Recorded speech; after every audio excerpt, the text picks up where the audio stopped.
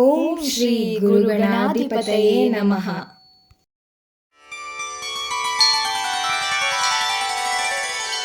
अस्माकं तु विशिष्टाय तान्निबोध द्विजोत्तम नायका मम सैन्यस्य संज्ञार्थं तान् ब्रवीमि ते.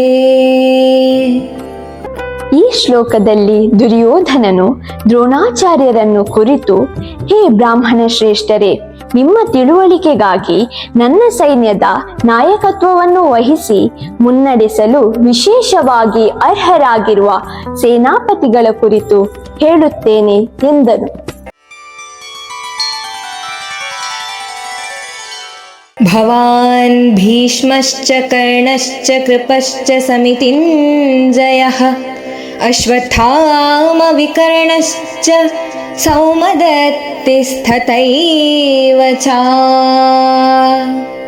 ದುರ್ಯೋಧನನು ಕೌರವರ ಪಕ್ಷದಲ್ಲಿದ್ದ ಸದಾ ವಿಜಯಶಾಲಿಗಳಾದ ಅಸಾಧಾರಣ ಯೋಧರನ್ನು ಈ ಶ್ಲೋಕದಲ್ಲಿ ಪ್ರಸ್ತಾಪಿಸಿದ್ದಾನೆ. ಮೊದಲಾಗಿ ದ್ರೋಣಾಚಾರ್ಯರು. ಇವರು ಮಹರ್ಷಿ ಭರದ್ವಾಜನ ಪುತ್ರ ಹಾಗೂ ಪರಶುರಾಮರ ಶಿಷ್ಯರಾಗಿದ್ದರು. ಇವರು ಪಾಂಡವರು ಹಾಗೂ ಕೌರವರಿಗೆ ಯುದ್ಧ ಕಲೆಯ ಶಿಕ್ಷಣವನ್ನು ಕಲಿಸಿಕೊಟ್ಟ ಗುರು. ಹಾಗೆಯೇ ಭೀಷ್ಮ. ಇವರ ಮೂಲ ಹೆಸರು ದೇವವ್ರತ. ಇವರು ಶಾಂತನು ಹಾಗೂ ಗಂಗಾದೇವಿಯ ಪುತ್ರ. ಇವರನ್ನು ಗಂಗಾಪುತ್ರ ಎಂದು ಸಹ ಕರೆಯುತ್ತಾರೆ. ಇವರು ಪಾಂಡವರು ಹಾಗೂ ಕೌರವರ ಪಿತಾಮಹ. ಕುರುವಂಶದ ಆಡಳಿತ ಮತ್ತು ರಕ್ಷಣೆಯಲ್ಲಿ ಇವರು ಪ್ರಮುಖ ಪಾತ್ರವನ್ನು ವಹಿಸಿದ್ದರು. ಹಾಗೆಯೇ ಕರ್ಣ.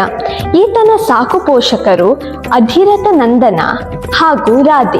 ಈತನನ್ನು ವಸುಸೇನ, ರಾಧೇಯ, ಸೂರ್ಯಪುತ್ರ ಹಾಗೂ ಅಂಗರಾಜ ಎಂದು ಸಹ ಕರೆಯುತ್ತಾರೆ. ಈತ ಶೂರತೆ, ದಾನಶೀಲತೆ ಮತ್ತು ಧರ್ಮದ ಗುಣಗಳಿಗೆ ಹೆಸರುವಾಸಿಯಾಗಿದ್ದಾನೆ. ಅದರಂತೆ ಕೃಪಾ ಅಥವಾ ಕೃಪಾಚಾರ್ಯರು. ಇವರ ತಂದೆ ಶಾರ್ದ್ವಾನ್ ಮತ್ತು ತಾಯಿ ಅಪ್ಸರಾ ಜಾನಪದಿ. ಇವರು ಕುರುವಂಶದ ರಾಜರಿಗೆ ಯುದ್ಧ ತಂತ್ರವನ್ನು ಬೋಧಿಸುವ ಪ್ರಮುಖ ಗುರುವಾಗಿದ್ದಾರೆ. ನಂತರ ಅಶ್ವತ್ಥಾಮನನ್ನು ಹೆಸರಿಸುತ್ತಾನೆ. ಈತ ದ್ರೋಣಾಚಾರ್ಯ ಮತ್ತು ಕೃಪಿಯ ಪುತ್ರನಾಗಿದ್ದು ಅತ್ಯಂತ ಬಲಶಾಲಿ ಯೋಧನಾಗಿದ್ದ. ಈತನಿಗೆ ವಿಶೇಷವಾಗಿ ಬ್ರಹ್ಮಶಿರಸ್ತ್ರದ ಮರ್ಮದ ಸ್ಥಿತಿಯು ತಿಳಿದಿತ್ತು. ಹಾಗೆಯೇ ವಿಕರ್ಣ. ಈತ ಧೃತರಾಷ್ಟ್ರ ಮತ್ತು ಗಾಂಧಾರಿಯ ಪುತ್ರನಾಗಿದ್ದು ಕೌರವರಲ್ಲಿ ಒಬ್ಬನಾಗಿದ್ದ.